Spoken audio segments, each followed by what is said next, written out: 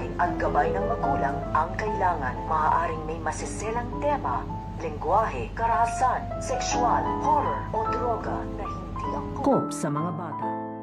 So ito nga si Amira ay hindi pa rin ito tumitigil na mababawi pa nga na dito ito nga kanyang ate na ito nga si Rose dito nga daw kay Franco. Ay ito nga si Amira ay napasugod na nga ito sa bahay nito nga nila Franco upang kausapin nga dito ito nga kanyang ate na ito nga si Rose dahil kukumbinsihin nga ditong muli nito nga ni Amira ito nga kanyang kapatid na ito nga si Rose. Ay nag-aalala na nga ito nga si Amira sa kalagayan nito nga ng kanyang lola at lolo dahil hindi nga daw ito tumitigil sa pag-iyak sa paghahanap nga nila dito nga daw kay Rose dahil nag-aalala nga ito nga kanyang lola at ang kanyang lolo dahil baka kung ano na nga daw ang nangyayari dito nga daw sa kanilang apo na ito nga si Rose. Kaya nga ito nga si Amira ay hindi na dito natiis ito nga kanyang lola at lolo ay sinugod na nga dito ang bahay nito nga ni Franco dahil muli nga dito kakausapin at kukumbinsihin itong nga si Rose. So pakakaabangan nga natin dito ang pagsugod nito nga ni Amira dito nga sa bahay nito nga ni Franco upang kausapin nga na dito itong ang kanyang kapatid na ito nga si Rose.